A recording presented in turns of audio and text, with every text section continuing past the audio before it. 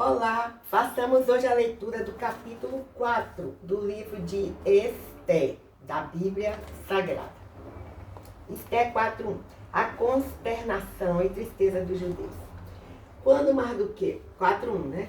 Ester 4:1. Quando Mardoqueu soube tudo quanto se havia passado, rasgou Mardoqueu as suas vestes e vestiu-se de um pano de saco com cinza e saiu pelo meio da cidade, clamou com grande e amargo clamor.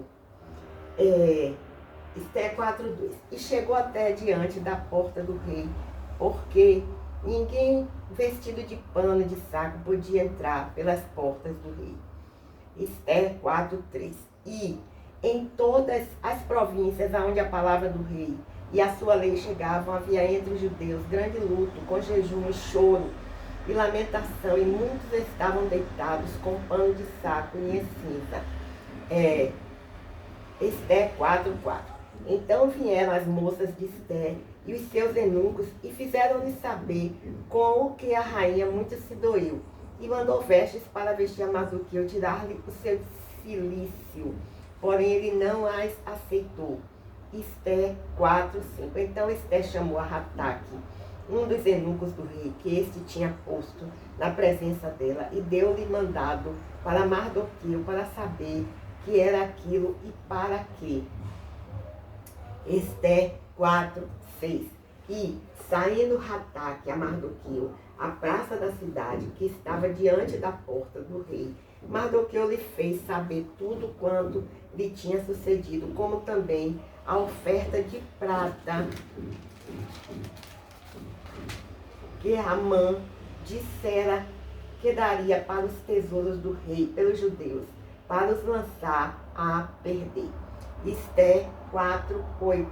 Também lhe deu a cópia da lei escrita, que se publicara em Suzã, para os destruir, para mostrar a Ester e lá fazer saber, e para lhe ordenar que fosse ter com o rei, e lhe pedisse e suplicasse na sua presença pelo seu povo. Ester 4:9. Veio, pois, Rataque e fez saber a Ester as palavras de Mardoqueu. Ester 4:10. Então disse Ester a Rataque e mandou-lhe dizer a Mardoqueu. Ester 4:11. Todos os servos do rei e o povo das províncias do rei bem sabem que para todo homem ou mulher que entrar ao rei no pátio interior, sem ser chamado, não há senão a sentença de morte. Salve-se o rei, estender para ele o cetro de ouro, para que viva. E eu, nestes 30 dias, não sou chamada para entrar ao rei. Ester 4:12. E fizeram saber a Mardoqueu as palavras de Ester. Ester 4:13. Então disse Mardoqueu que tornasse a dizer Ester: não imagines em teu ânimo que escaparás na casa do rei, mais do que todos os outros judeus. Ester 4:14. Porque se de todo te calares neste tempo, socorro e livramento doutra parte virá para os judeus, mas tu e a casa de teu pai perecereis. E quem sabe se para tal tempo como este chegaste a este reino. Ester 4:15. Então disse Ester que tornasse a dizer a Mardoqueu. Ester 4:16. Vai e ajunta todos os judeus que se acharem em Suzã, e jejuai por mim, e não comais nem bebais por 3 dias, nem de dia nem de noite. E eu e as minhas moças também assim jejuaremos. E assim irei ter com o rei, ainda que não é segundo a lei, e, perecendo, pereço. Ester 4:17. Então Mardoqueu foi e fez conforme tudo quanto Ester lhe ordenou. Amém, aleluias, glórias a Deus. Vejamos aqui alguns comentários com relação ao capítulo 4. Diz o seguinte: 4, de 1 a 3. No tempo do Antigo Testamento, pano de saco e cinzas eram sinais praticamente universais de tristeza no Antigo Oriente Próximo. Tem várias referências aqui, mas não vou. Apesar de Mardoqueu ter acesso à propriedade real, não podia entrar com essas roupas. Ester 4:6, o comentário é o seguinte: arqueólogos escavaram a porta do rei, uma grande construção de 40 por 30 metros, com uma sala central, que de aproximadamente 8 metros quadrados. Pode pode-se ver que a porta dava para uma praça, confirmando a precisão do livro de Esther em detalhes, como os deste versículo. Coisa linda, impressionante, né, gente? Com relação ao versículo 7, né, diz assim: Mardoqueu havia sido informado da oferta de Amã para aumentar o tesouro real à custa dos judeus. Mas, ao que parece, ele não sabia que o rei havia recusado o dinheiro. Antes de se casar com Esther, Xerxes havia lutado e perdido uma guerra dispendiosa contra a Grécia. Talvez Mardoqueu tenha raciocinado que o destino dos judeus estava selado, pois Amã havia feito uma oferta que o rei não poderia dar-se ao luxo de recusar. Com relação ao versículo 11, o comentário é 4:11, né? A lei proibia que qualquer pessoa, até mesmo um membro da família, se aproximasse do rei sem ser chamado. Isso visava proteger o monarca de tentativa de assassinato. Quem desejasse ver o rei devia enviar uma mensagem solicitando uma audiência. Um relevo escavado da cidade de Persépolis mostra Dário I sentado em seu trono, com o cetro real na mão direita, e o príncipe Xerxes em pé ao seu lado. Dos lados do trono, pode-se ver, dos dois lados do trono, pode-se ver guardas-costas reais, equipados com machado, espada e arco. Uma vez que não havia sido chamado pelo rei há 30 dias,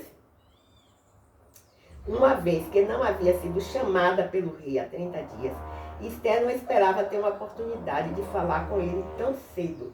Tendo em vista a urgência de sua missão, considerou necessário quebrar o protocolo da corte e arriscar a própria vida. Esther 4, de 12 a 16, o comentário é o seguinte: esses versículos expressam de forma extremamente clara o tema do livro. Deus opera por meio de decisões humanas. Tem alguns versículos e algumas referências. Aí tem assim,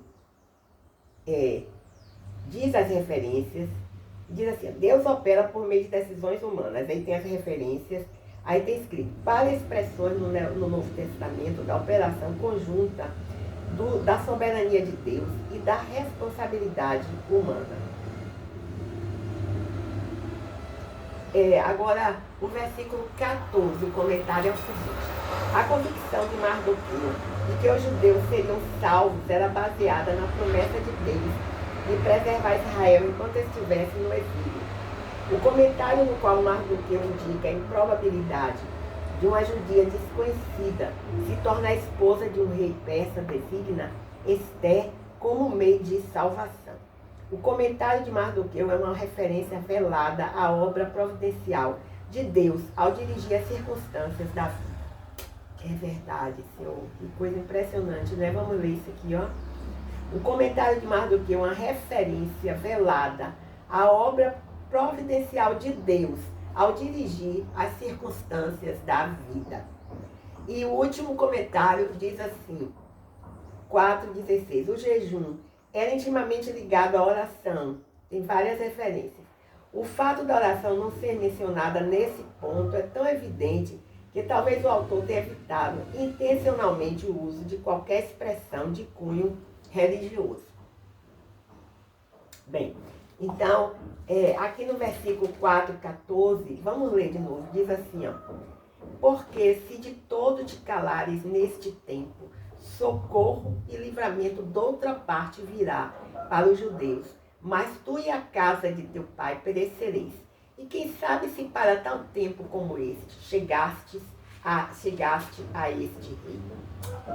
E o comentário em relação a esse versículo, vou ler de novo, diz assim, ó, impressionante. A convicção de Mardoqueu de que os judeus seriam salvos era baseada na promessa de Deus de preservar Israel enquanto estivesse no exílio.